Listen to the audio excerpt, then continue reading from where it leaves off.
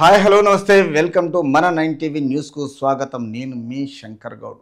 ACB వలలో దమ్మాయి కూడా municipal commissioner ఏదో ఒక చాప దొరుకుతూనే ఉంది. రాష్ట్ర ప్రభుత్వం అధికారంలోకి వచ్చిన తర్వాత ఈ అవినీతిని అందముంచే రూపంలో ప్రతిసారి ఎంఆర్ఓ ఆఫీసులకు, తర్వాత డిప్టీ ఎంఆర్ఓలకు, తర్వాత మున్సిపల్ వాళ్లకు, తర్వాత ఆర్టీఏ వాళ్లకు, ఎక్సైజ్ల వాళ్లకు ఇక్కడ ఏదో ఒక రకంగా ఈ చేపలు వలలో పడుతున్నాయి ఏసీపీ ఆధీనంలో.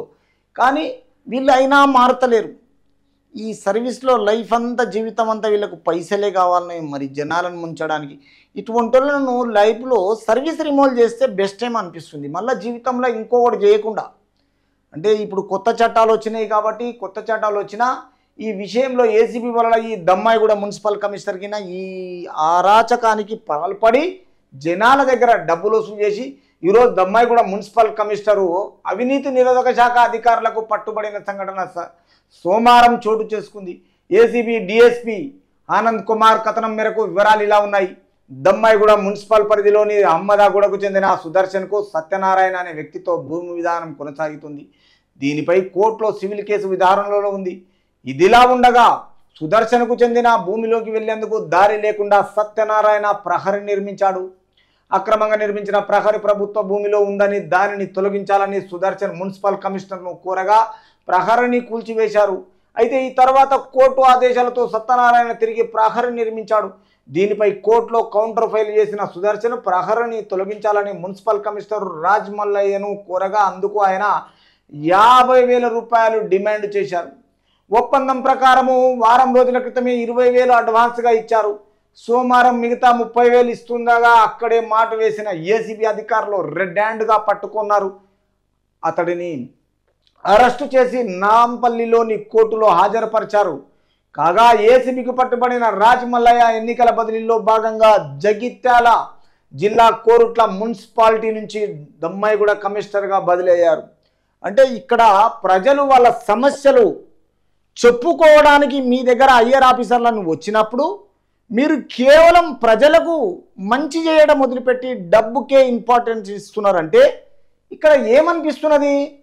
ఈ అవినీతి నిరోధక శాఖ అధికారులను ఈరోజు మీరు పట్టుబడుతున్నారంటే మీరు చేసిన పరమ చండాలం పనికి. తర్వాత దమ్మాయిగూడ మున్సిపల్ పరిధిలో అహ్మదగూడకు చెందిన ఈ భూమి వివాదం కేసులో తర్వాత ఈ సుదర్శన్కు చెందిన భూమిలోకి వెళ్లేందుకు దారి లేకుండా సత్యనారాయణ ప్రహరీ కూడా నిర్మించారు.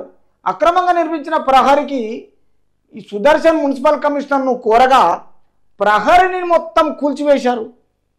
కూల్చివేసిన తర్వాత కోర్టు ఆదేశాలతో సత్యనారాయణ తిరిగి మళ్ళా ప్రహరీని నిర్మించాడు. దీనిపై కోర్టులో కౌంటర్ ఫైల్ వేసిన సుదర్శన్ ప్రహరీని తొలగించాలని మున్సిపల్ కమిషనర్ రాజ్ మల్లయ్యను కోరగా అందుకు ఆయన 50,000 రూపాయలు అడిగాడు. ఈ 50,000 డిమాండ్ చేసినాక ఒప్పందం ప్రకారం ఫస్ట్ 20,000 ఇచ్చాడు. తర్వాత మిగతా ఈ సోమవారం 30,000 ఇస్తుండగా అక్కడే ఏసీబీ అధికారులు మాటు వేసి పట్టుకున్నారు.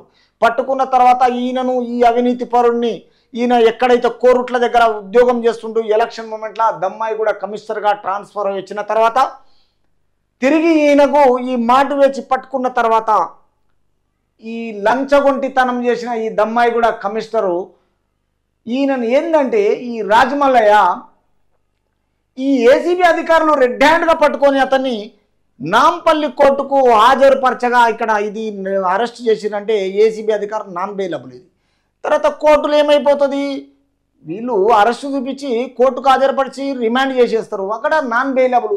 తర్వాత ఇదంతా ఏమైపోయింది, సోషల్ మీడియాలో అల్చల్ అయిపోతుంది. ఈరోజు ప్రజలకంతా తెలుస్తుంది. కాబట్టి ఉద్యోగ సర్వీస్లో ఇక్కడ కుటుంబం అయినా, ఇక్కడ పిల్లలైనా, తర్వాత ఎవరైనా చుట్టూ సరౌండింగ్గా మీరు చేసిన చెడ్డ పనికి మీ రిలేషన్లో ఒక చెడ్డ పేరు, ఫ్యామిలీలో చెడ్డ పేరు, పిల్లలకు చెడ్డ పేరు, స్కూళ్ళల్లో కాలేజీలల్లో మీ పిల్లలు చదువుకునేటప్పుడు మీ డాడీకి ఇట్లా అయిపోయిందంటే ఇట్లాంటి పాపం పనులకు మానుకొని ప్రశాంతంగా మీకు వచ్చిన సాలరీ వేతనాన్ని గడుపుకొని ప్రశాంతంగా జీవించండి. ఇది మంచి పద్ధతి కాదు. అయినా ఈ అవినీతిని మొత్తం అందమొందించాలి. కానీ అటువంటి దేవుడు ఎవడొస్తాడో కానీ ఈ బుద్ధి లేని వాళ్ళకు ఖచ్చితంగా ఇక్కడ వీళ్ళకు ఏసీబీ పట్టుబడిన తర్వాత వీళ్ళను డైరెక్ట్గా సర్వీస్ రిమూవ్ చేస్తే ఇంకొవరు చేయరు. ఇదే విధానం నడిస్తే తెలంగాణ రాష్ట్రం బాగుపడుతుందని